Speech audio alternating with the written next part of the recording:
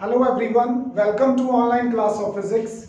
Today in this lecture, we are going to continue with our concept of potential energy. Right? Last lecture में हमने potential energy to assemble two charges or three charges without external electric field and with an external field discuss किए थे। आज के इस video में सबसे पहले हम बोर्ड का एक बहुत ही इंपॉर्टेंट टॉपिक डिस्कस करने जा रहे हैं, potential energy of a dipole in uniform electric field. ठीक है, उसके बाद मैं इसकी कुछ न्यूमेरिकल प्रॉब्लम्स कर रहा हूं। So potential energy of a dipole in uniform electric field. ठीक है, बड़ा इंपॉर्टेंट टॉपिक है, यहां से क्वेश्चंस आते हैं या फिर न्यूमेरिकल तो डेफिनेटली। अच्छा, इमेजिन कर लेते हैं कि लेफ्ट से राइट की तरफ हमारे पास एक यूनिफॉर्म इलेक्ट्रिक फील्ड है इन दिस मैनर। इसके अंदर हमारे पास कोई डायपोल है जिसका -q और +q चार्ज है और लेंथ ऑफ कोर्स कितनी है 2a। अब ये डायपोल अपने आप को हमेशा कैसे रखने की कोशिश करता है? ये डायपोल अपने आप को हमेशा इस तरह से रखने की कोशिश करता है, क्योंकि इस केस में इसके ऊपर मिनिमम टॉर्क लगता है। ठीक है, वो तो हमने पिछले टॉपिक्स में डिस्कस कर लिया था। हम यहाँ पे पोटेंशियल एनर्जी डिस्कस करना चाहते हैं। What is potential energy? Basically potential energy is the amount of work done. Amount of work done of what? क्या करना होता है? या तो इन्फिनिटी से लाके रखने होते हैं, या यहाँ पे क्या करना है कि डायपोल इस फील्ड में पड़ा है तो किसी एक एंगल पे पड़ा है, लेट्स से θ1 एंगल पे पड़ा है, लेकिन मैं उसको किसी और एंगल पे रखना चाहता हूं, तो एक एंगल से शिफ्ट करके दूसरे एंगल पे डायपोल को अगर आप रखना चाहते हो तो आपको करना पड़ेगा वर्क। डायपोल को एक एंगल से उठा के दूसरे एंगल तक रखने के लिए आपको क्या करना होगा? वर्क डन करना होगा। ये वर्क डन डायपोल के अंदर किस फॉर्म में स्टोर हो जाता है? पोटेंशियल एनर्जी की फॉर्म में। क्योंकि आपने जब वर्क किया तो आपने किस फोर्स के अगेंस्ट किया? इलेक्ट्रोस्टैटिक फोर्स के अगेंस्ट काम किया। तो वो इलेक्ट्रोस्टैटिक फोर्स कौन सी फोर्स है? वो कंजर्वेटिव फोर्स है। कंजर्वेटिव मतलब संभाल लेती है चीजों को। तो इसने क्या संभाल लिया? इसने आपका वर्क डन संभाल लिया। किस रूप में? पोटेंशियल एनर्जी के रूप में। तो मैं यहां पे कहता हूं कि हमें यहां पे क्या करना पड़ा है? वर्क डन करना पड़ा है। Work done in rotating dipole from angle या पोजीशन θ1 टू θ2। तो वो वर्क डन क्या होगा? That work done will be equal to integration of tau यानी कि torque D theta from θ1 to θ2। Now don't get worried कि सर आपके पास ये फॉर्मूला कैसे आया। मुझे +1 से पता है कि in case of linear motion work क्या होता है? Fs। तो in case of rotational motion क्या हो जाता है? फोर्स कौन सा रूप धारण कर लेती है रोटेशनल मोशन में? फोर्स बन जाता है टॉर्क, और लीनियर डिस्प्लेसमेंट क्या बन जाती है? Angular displacement. तो अभी यहां पे मैं टोटल वर्क डन देख रहा हूं, यानी कि मैं पहले θ1 से लेके θ2 की जर्नी को छोटे छोटे हिस्सों में तोड़ रहा था, D theta D theta D theta. तो एक हिस्से के लिए मैंने काम देखा होगा, वो आया होगा टॉ डी थीटा। फिर सभी के लिए देखने के लिए इसको क्या कर दिया? इंटीग्रेट। तो मेरे पास ये रिजल्ट पहुंचा है। अब ये जर्नलाइजेशन वाली चीज है, आप +2 में हो, आप इसको अंडरस्टैंड करो। ठीक है, फिर टॉर्क हमें पता है किसी डायपोल का कितना होता है? It is PE sin theta. ये हम ऑलरेडी डिराइव करके आ चुके हैं पिछले चैप्टर में। कहां से लेके कहां तक? θ1 से लेके θ2 तक। साथ में क्या है? d theta. Now carefully check, integration किसके विद रिस्पेक्ट टू? एंगल के विद रिस्पेक्ट टू है। तो अंदर वही चीज बचेगी जिसके साथ एंगल है। तीन चीजें हैं, P, E और sin थीटा। तो थीटा वाली टर्म तो सिर्फ साइन है, P और E क्या आ जाएंगे? बाहर आ जाएंगे। इंटीग्रेशन सिर्फ किसकी होगी? sin थीटा की होगी। ठीक है, कहां से लेके कहां तक, θ1 से लेके θ2 तक। अब आपको बहुत अच्छे से पता है कि साइन थीटा की इंटीग्रेशन क्या होती है, माइनस ऑफ कॉस थीटा, ठीक है, कहां से लेके कहां तक, θ1 से लेके θ2 तक। तो अगर मैं नेगेटिव साइन पहले ही बाहर निकाल लूं, minus PE cos theta from θ1 to θ2, पहले अपर लिमिट cos θ2, फिर lower limit cos θ1. This is going to be the formula for the work done, and this work done is going to be stored in form of potential energy. So U is equal to W is equal to minus PE cos θ2 minus cos θ1. एक तो ये formula important है बेटा, CBSE board में ना जो questions हैं वो ऐसी बीच में किसी स्टेप पे से पूछ लिए जाते हैं। अब हमें पता है कि किसी डायपोल का स्टेबल और अनस्टेबल इक्विलिब्रियम कहां होता है। 0 डिग्री पे स्टेबल इक्विलिब्रियम होता है, 180 डिग्री पे अनस्टेबल इक्विलिब्रियम होता है। तो बोर्ड में कई बार ये क्वेश्चन पूछा गया है कि अगर किसी डायपोल को उसके स्टेबल इक्विलिब्रियम से उठा के अनस्टेबल में रख दें तो कितनी पोटेंशियल एनर्जी लगेगी या कितना वर्क डन लगेगा। तो उस पे ये स्टेप का फॉर्मूला लगेगा। हमने कहां से उठा के कहां रखा, 0 से लेके 180 पे रखा, तो θ1 हो गया 0, θ2 हो गया 180, तो यहां पे cos 0 cos 180। जब इसको सॉल्व करोगे तो फैक्टर -2 का आएगा, एक माइनस ऑलरेडी बाहर पड़ा है तो प्लस हो जाएगा, तो वर्क डन आ जाएगा ट्वाइस ऑफ पीई। इतना सा क्वेश्चन पूछा गया है। ऑब्जेक्टिव में भी ऐसे मिडिल स्टेप्स में से पूछे जाते हैं, तो आपको बीच के स्टेप्स भी फोकस में रखने हैं। अच्छा, अब सपोज करो कि शुरू में जो डायपोल था वो मेरे पास ऐसे पड़ा था 90 डिग्री पे फील्ड के साथ, ठीक है, शुरू में 90 डिग्री पे पड़ा था। इफ डायपोल इज रोटेटेड, इसका कारण बताऊंगा मैंने ये क्यों लिया है, फ्रॉम शुरू में एंगल कितना था, लेट्स से उसका 90, और बाद में उसको किसी मन चाहे एंगल पे, आर्बिट्रेरी एंगल पे हमने शिफ्ट कर दिया, तो पोटेंशियल एनर्जी कितनी होगी, माइनस पीई θ2 हमने क्या लिया, कोई भी आर्बिट्रेरी एंगल थीटा, और शुरू में कौन से एंगल पे पड़ा था, वो 90 डिग्री पे पड़ा था।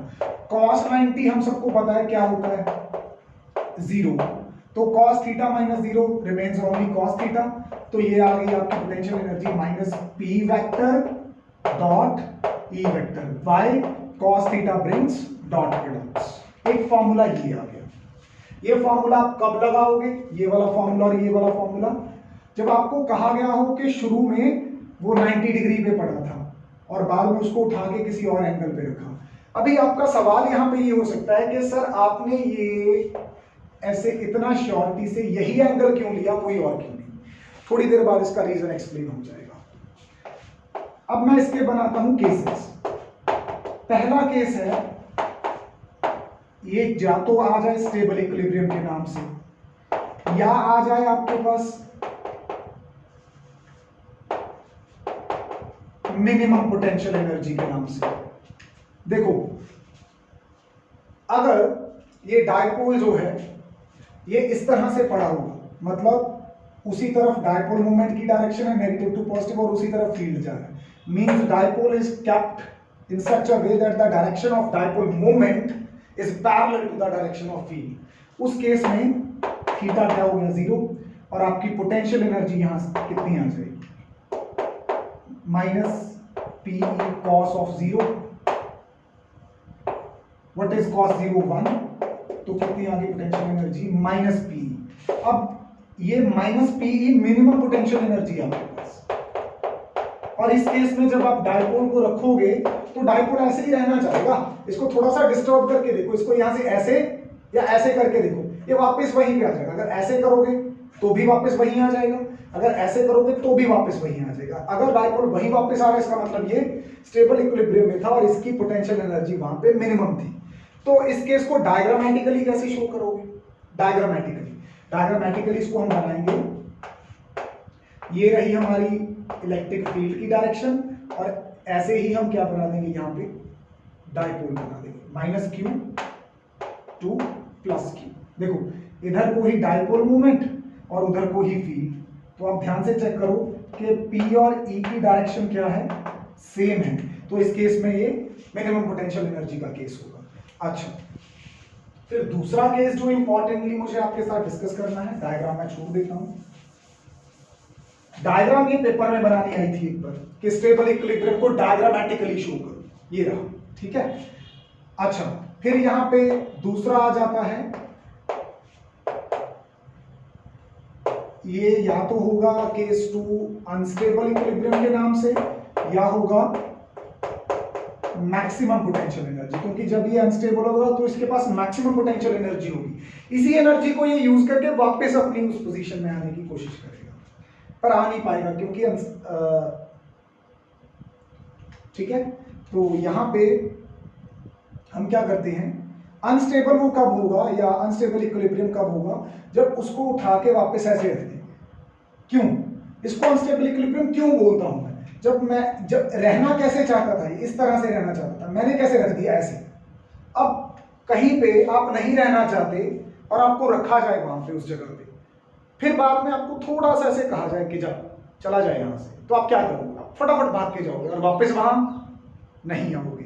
तो यही यहाँ पे केस है, जब आप उस जगह पे वापस नहीं आना चाहते तो आप जब वहां पे थे तो मतलब आप अनस्टेबल इक्विलिब्रियम में थे। अगर कहीं जगह पे किसी जगह पे आप रहना चाहते हो, आपको वहां से भेजा जाए कि जाओ यहां से, आप बार बार वहां आना चाहोगे क्योंकि वो जगह आपकी स्टेबल इक्विलिब्रियम की थी, ठीक है।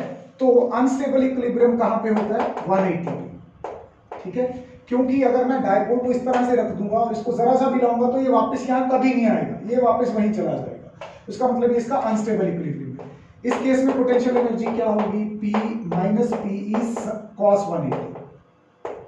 इस फॉर्मूला में पुट कर रहा हूं मैं केस 1 केस 2 के लिए।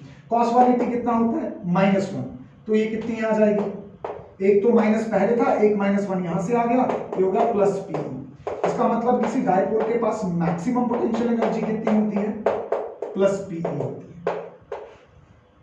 इस केस को डायग्रामेटिकली कैसे शो करूंगा, ये रहा हमारा इलेक्ट्रिक फील्ड और यहां पे रख दिया हमने डायपोल, किस तरह से कि अगर इलेक्ट्रिक फील्ड उधर को जा रहा है, डायपोल मोमेंट इधर को आना चाहिए, मतलब नेगेटिव चार्ज इस तरफ, पॉजिटिव चार्ज इस तरफ। ये देखो डायपोल मोमेंट आपका इधर को है और फील्ड उधर को है, तो अगर दोनों अपोजिट है तो कौन सा केस हो गया, वो मैक्सिमम पोटेंशियल एनर्जी या unstable equilibrium. Case 3 highly important, zero potential energy. जब मैं डायपोल को 90 डिग्री पे रखूंगा, उस केस में थीटा कितना होगा, 90, तो इस केस में cos 90 करो,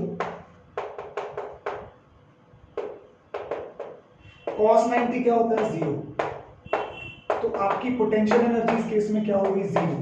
इस केस को डायग्रामेटिकली कैसे बनाओगे, ये हो गया आपका इलेक्ट्रिक फील्ड और डायपोल कैसे दिखाओगे, 90 डिग्री पे। अच्छा, अब आप यहां पे टेक्निकलिटी का ध्यान रखना बेटा, डायपोल मोमेंट की डायरेक्शन नेगेटिव से पॉजिटिव होती है और फर्स्ट क्वाड्रेंट का एंगल 90 बनता है, तो आपको एंटी क्लॉकवाइज लेने होते हैं। तो याद रखना आपको नीचे माइनस की लेना है, ऊपर +2, अदरवाइज वो 270 का हो जाएगा अगर आपने ऊपर माइनस ले लिया। तो टेक्निकली अगर सही ड्रॉ करना है तो आपका डायपोल मोमेंट ऊपर को होना चाहिए और फील्ड इधर को होना चाहिए, तभी ये एंगल 90 बनेगा। तो नीचे से ऊपर जाना चाहिए, बी केयरफुल अबाउट इट, ठीक है। अब बात ये है कि जब ये डायपोल ऐसे पड़ा है तो इसकी पोटेंशियल एनर्जी 0 कैसे हो गई सर, ये तो समझा दो। देखो इमेजिन करो शुरू में ये डायपोल कहां पे पड़ा था, ये पड़ा था इन्फिनिटी पे, इन्फिनिटी पे। अब आप डायपोल को डायपोल ना देख के ऐसा देखो कि नीचे इसका -q चार्ज है, ऊपर +q चार्ज।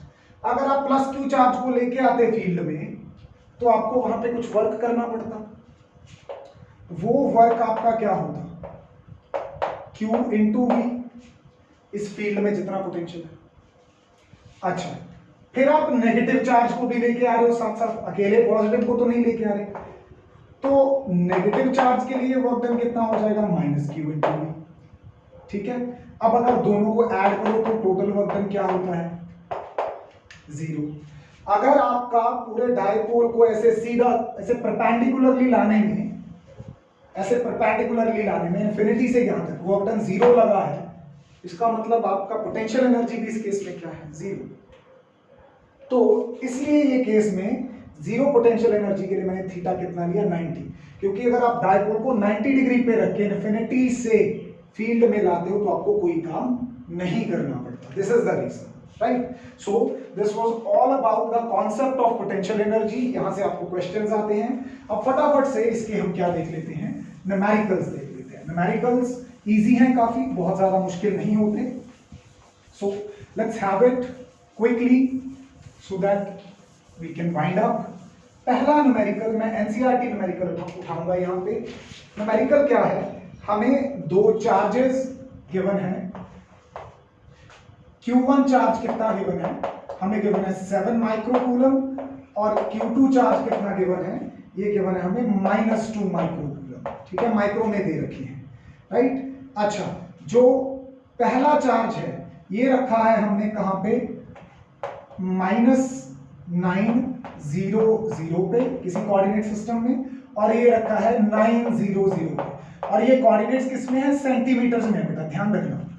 तो इसने पूछा है कि ऐसा करने में कितनी पोटेंशियल एनर्जी लगी। पहली चीज, पोटेंशियल एनर्जी टू असेंबल, आपने यहां पे असेंबल करना इन चार्जेस को। दो चार्जेस इन्फिनिटी पे पड़े हैं, एक 7 माइक्रोकूलम, एक -2 माइक्रोकूलम। उनको इन्फिनिटी से उठा के लाके इसको कहां पे रखना है, इस पॉइंट पे, इसको कहां पे रखना है, इस पॉइंट पे। अब ये एक दूसरे को अट्रैक्ट करेंगे, तो आपको बिना एक्सेलरेट किए लेके आना है, ताकि कि नेट फोर्स क्या रहे, जीरो रहे। जितनी अट्रैक्शन से एक दूसरे को खींच रहे हैं, आपने उतना स्लोली या उतनी अपोजिट फोर्स लगा के लेके आना है कि एक्सेलरेशन पैदा ना हो इसमें। तो आपको कितनी पोटेंशियल एनर्जी लगेगी। दूसरा पूछा गया है क्वेश्चन, इनको सेपरेट करने में कितना वर्क लगेगा। अब आप ये तो आना चाहते थे पास पास, आपने इतना स्लोली लगा कि एक्सेलरेशन ना हो। अब इनको आपको सेपरेट करना है, तो ये दूर नहीं जाना चाहेंगे, तब आपको कितना वर्क करना पड़ेगा। तीसरा आपको कहा गया है क्वेश्चन में कि suppose the system is now placed in an external field. ये सिस्टम किसी एक्सटर्नल फील्ड में रखा गया है। एक्सटर्नल फील्ड की इक्वेशन क्या है, 1/a × 1/r², A multiply 1/r², और a की वैल्यू दे रखी है हमें कितनी, 9 × 10⁵ यहां पे दे रखा है आपको कूलम मीटर पावर -2। ये अपने आप से इस हिसाब से इन्होंने क्या है, यूनिट्स एडजस्ट की है। तो इस केस में पोटेंशियल एनर्जी कितनी होगी। ठीक है, इस चीज को करेंगे सॉल्व। तो पहला केस लेके चलते हैं सॉल्यूशन बड़े आराम से, 1/। पहले तो इनको असेंबल करने में बिना एक्सेलरेशन पैदा किए कितनी पोटेंशियल एनर्जी लगेगी। दो चार्जेस की पोटेंशियल एनर्जी तो हमें सीधा सीधा याद है, 1/4πε0 Q1 Q2 by distance between them. ठीक है, 1/4πε0 हो गया 10 × 10⁹ Q1 Q2 7 microcoulomb 2 microcoulomb. 7 microcoulomb का मतलब 10⁻⁻⁶, और 2 माइक्रोकूलम माइनस भी साथ में है, साइन इन में लेना होता है, स्केलर क्वांटिटीज हैं ये। तो यहां पे कितना होगा, 10⁻⁻⁶ डिवाइडेड बाय डिस्टेंस। जरा ध्यान से देखो, एक को रखा, ये देखो अगर ये ओरिजिन है तो एक चार्ज रखा है -900 पे, दूसरा चार्ज ओरिजिन से रखा है 900 पे। तो बेटा ये टोटल डिस्टेंस कितना हो गया, ये हो गया 9, ये हो गया 9, टोटल बन गया 80। और ये किस में है, सेंटीमीटर्स में, तो इसको मीटर में कन्वर्ट कर लो। अब इस पूरी इक्वेशन को जब आप सॉल्व करोगे, you will get answer -0.7 joule. ठीक है, माइनस क्यों, work is done on the system. ठीक है, सिस्टम के ऊपर काम किया गया है। अच्छा, ये तो हो गया पार्ट 1। पार्ट 2, अभी ये तो एक दूसरे को चिपकना चाहते थे, अट्रैक्ट करना चाहते थे, सेपरेट करने में कितना काम लगेगा। बेटा जितना काम पास लाने में किया उतना काम दूर लेके जाने में लगेगा। हालांकि यहाँ पे सिस्टम के ऊपर काम करना पड़ेगा, मतलब पहले अगर करीब ला रहे थे, अभी दूर लेके जाना है, तो एक बार फिर से नेगेटिव ले लो उसका सेपरेट करने में। तो इसका जब सेपरेशन लोगे तो 0.7, ठीक है, जूल। अच्छा, अट्रैक्ट कर रहे थे ना, तो work is done by the system, ठीक है। अब सेपरेट करना है तो work has to be done on the system. तो उस हिसाब से जैसे थर्मोडायनामिक्स में हमने प्लस माइनस सीखे थे, तो अगर ये अट्रैक्ट करने के लिए पोटेंशियल एनर्जी कितनी हो रही थी यहाँ पे -0.7, अगर सेपरेट करना है तो +0.7 आ जाएगी। तीसरा केस ले लेते हैं अभी, यहाँ पे इसको थोड़ा केयरफुली करना है हमें। अच्छा, पहले केस की पोटेंशियल एनर्जी आप याद रखना, तीसरा केस मैं करवाता हूं यहां पे। तीसरे केस में ध्यान देना, एक्सटर्नल फील्ड है। एक्सटर्नल फील्ड के केस में पोटेंशियल एनर्जी कितनी थी? दो चार्जेस है,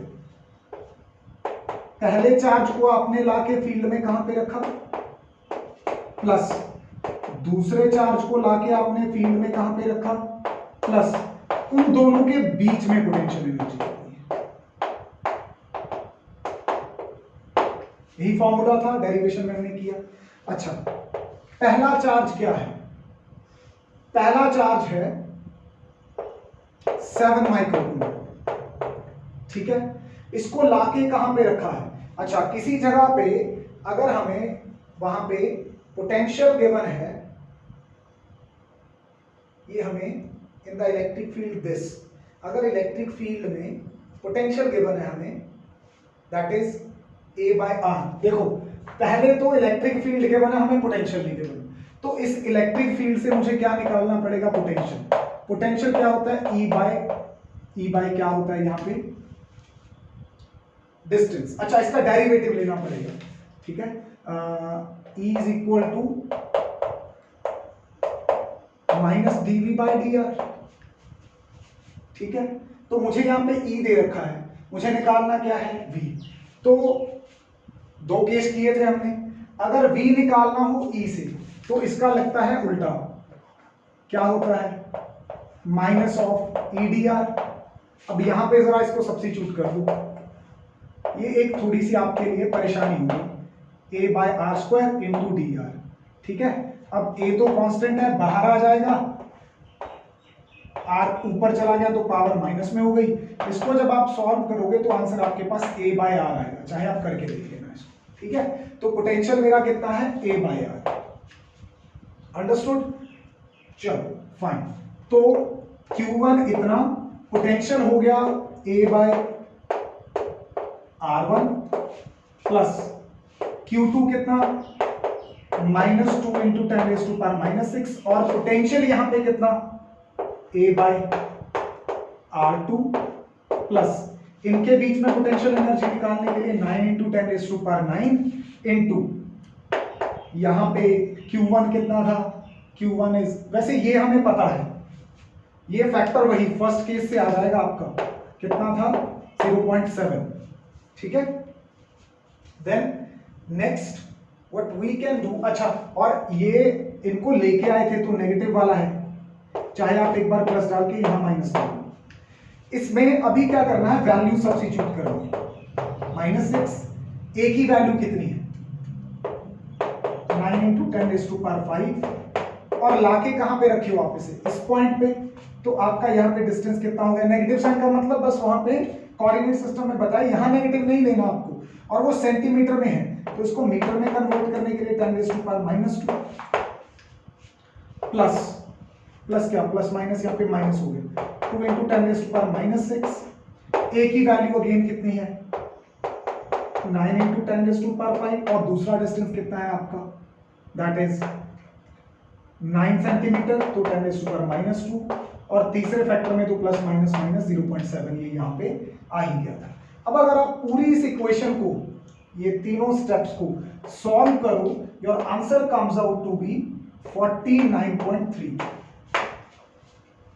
तो ये तीसरा पार्ट आपके लिए थोड़ी सी नई चीज थी, ठीक है। नई चीज इसलिए थी कि दिया इलेक्ट्रिक फील्ड था, चाहिए पोटेंशियल था, तो ये हमें निकालना आता है प्रीवियस आर्टिकल से, relation between electric field and potential, तो इसको इस वे से हमने निकाल लिया, ठीक है। अभी एक अगला न्यूमेरिकल करते हैं।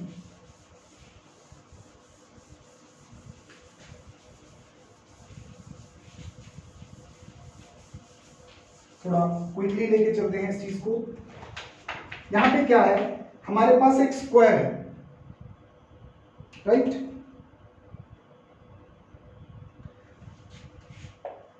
We are given a square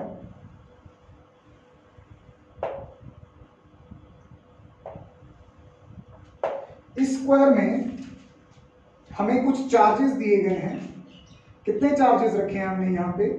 इस स्क्वायर में हमने रखे हैं चार्जेस, ए पॉइंट पे रखा है हमने प्लस क्यू, बी पॉइंट पे रखा है हमने माइनस क्यू, सी पॉइंट पे रखा है प्लस क्यू, डी पॉइंट पे रखा है minus Q.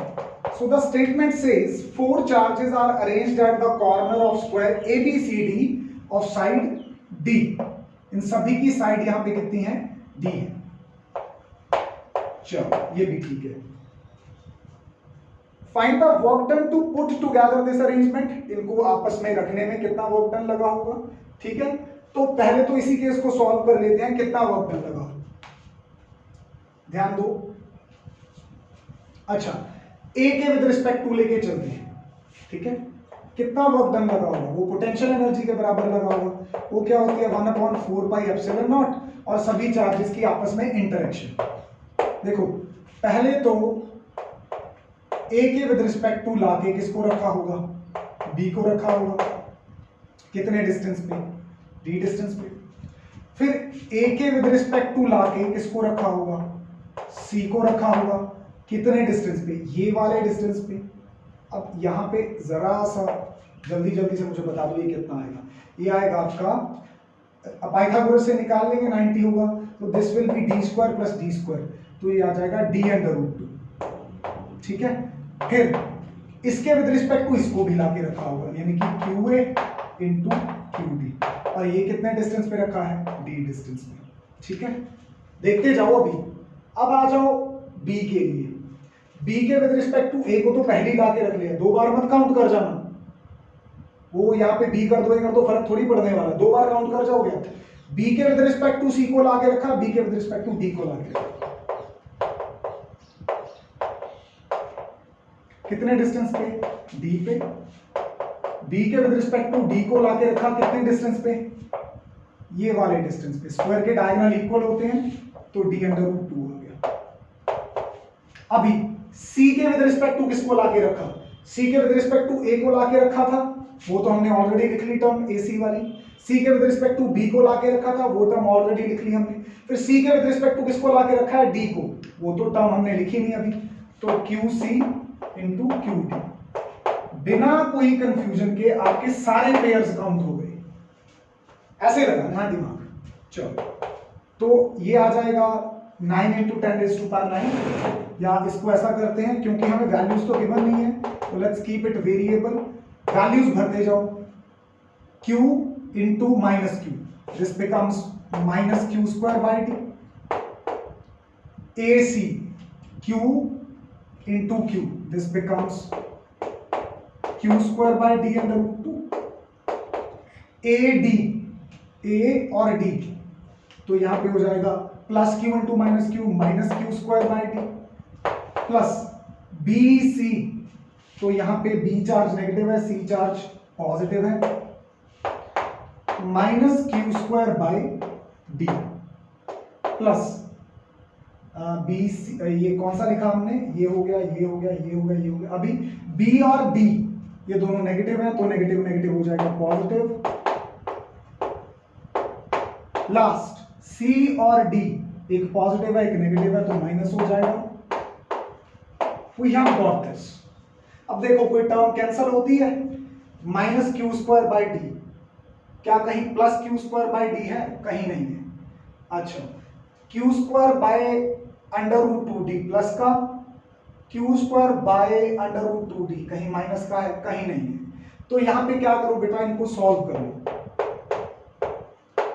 1/4 pi epsilon not, इसको अगर हम यहाँ पे सॉल्व करें, तो पहले तो -Q²/D, -Q²/D, -Q²/D, -Q²/D, 4 बार आ गया। -4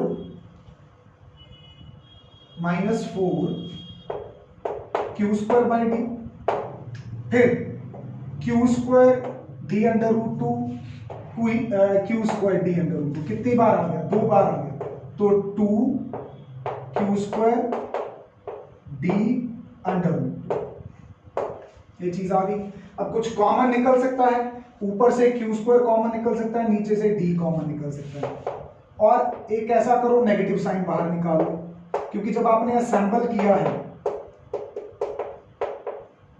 तो work is done bye you, तो उस केस में when work is done bye you तो आप उसको नेगेटिव में ही एक्सप्रेस करो ऑन द सिस्टम, ठीक है। नेगेटिव आ गया, साथ में आपने क्या निकाल लिया, क्यू स्क्वायर बाई डी बाहर निकाल लिया, तो नेगेटिव आपने बाहर निकाल लिया, अंदर बचा 4, यहाँ पे हो गया माइनस, यहाँ पे बचा 2 by under root 2। 2 by under root 2 को और कैसे लिख सकते हो, देखो ये 2 बाय अंडर रूट 2 लिखोगे ना, या तो ऐसे छोड़ दो या ऊपर 2 को लिख लो under root 2 into under root 2, ये कैंसिल हो जाएगा, तो ऊपर क्या बचेगा। तो प्रॉब्लम्स कई बार देखने में डिफिकल्ट लगती हैं, होती तो वो बहुत आसान है। जब भी कोई ट्राइंगल का केस या आपको स्क्वायर का केस आ जाए तो आपको ऐसे ही वहां पे क्या बनाने होते हैं, पेयर्स बनाने। Let's have our last numerical, बहुत इंपॉर्टेंट लेक्चर था ये, ठीक है। लास्ट न्यूमेरिकल, ये वाला न्यूमेरिकल हर बार एग्जाम में पूछा गया है, ठीक है। कोई इलेक्ट्रिक डायपोल है, लेंथ उसकी है 4 सेंटीमीटर, यानी कि हमें डायपोल की लेंथ गिवन है 4 सेंटीमीटर, 2a गिवन है, कोई बात नहीं। When placed with its axis making an angle 60 degree, angle कितना बना रहा है ये, 60 डिग्री का बना रहा है, ठीक है। With the uniform electric field experiences a torque, torque experience करता है कितना, 4√3 न्यूटन मीटर का, ये भी सही है। Calculate the magnitude of electric field, एक तो इलेक्ट्रिक फील्ड का मैग्नीट्यूड पूछा गया है। Potential energy of the dipole, अगर charges of the dipole are ±8 nanocoulomb, तो ये दो चीजें आपसे पूछी गई हैं, ठीक है। तो पहले दो चीजों को जरा सिस्टम में ले आए, 4 सेंटीमीटर है, मीटर्स में बदल लो। चार्ज, इधर चार्ज, मैग्नीट्यूड ऑफ इधर चार्ज लेना होता है, तो 8 नैनोकूलम था, तो 8 × 10⁻⁻⁹ कूलम कर दो। अच्छा, तो सबसे पहले फॉर्मूला लगेगा टॉर्क का, PE sin थीटा। अब P क्या होता है, Q × 2a E sin theta. अब ध्यान दो, टॉर्क आपको गिवन है, चार्ज आपको गिवन है, डिस्टेंस आपको गिवन है, E निकालना है, एंगल आपको गिवन है। सब कुछ यहां पे सॉल्व करो, E की वैल्यू निकालोगे, 4√3 डिवाइड में सब चीजें नीचे, 8 × 10⁻⁹ 4 × 10⁻⁻2 साइन ऑफ 60। इस चीज को जब आप सॉल्व करते हो, you get the value of electric field as 2.5 × 10⁻10 newton per coulomb, इतना इलेक्ट्रिक फील्ड आ जाएगा आपके पास। चलो, इलेक्ट्रिक फील्ड आ गया, अब क्या निकालनी है, पोटेंशियल एनर्जी। पोटेंशियल एनर्जी किसी एक एंगल से रोटेट करके दूसरे पे तो नहीं रखा ना, एक सिंगल एंगल है कि 60 डिग्री पे रखा है, तो ऑफ कोर्स वो 0 वाले केस से 60 पे रखा होगा, ऐसा आपको लेके चलना पड़ेगा। तो पोटेंशियल एनर्जी का फॉर्मूला यहाँ पे कौन सा यूज करोगे, -PE cos थीटा वाला। दो एंगल्स की बात नहीं है यहाँ पे, एक ही एंगल गिवन है, तो माइनस यानी कि Q × 2a, E की वैल्यू हमारे पास है cos थीटा। सब चीजें यहाँ पे सब्स्टिट्यूट करते हैं। Q की वैल्यू 8 × 10⁻⁹, डिस्टेंस 2a कितना है, 4 × 10⁻², इलेक्ट्रिक फील्ड अभी निकाला 2.5 × 10⁻10 and cos of 60। If you put all these values, मतलब cos 60 की यहाँ पे पुट कर दो और इसको सॉल्व कर लो, तो आपके पास आंसर आता है -4 जूल। तो इस डायपोल के पास पोटेंशियल एनर्जी कितनी है, -4 जूल की है। So these are the numerical problems, और यहाँ पे हमारा पोटेंशियल एनर्जी का कॉन्सेप्ट शुरू होता है। अगले वीडियो में हम बिल्कुल एक नए टॉपिक से स्टार्ट करेंगे, and that topic is going to be the last topic of this chapter, right? Let's meet in the next video. Till then, take care of yourself. Goodbye.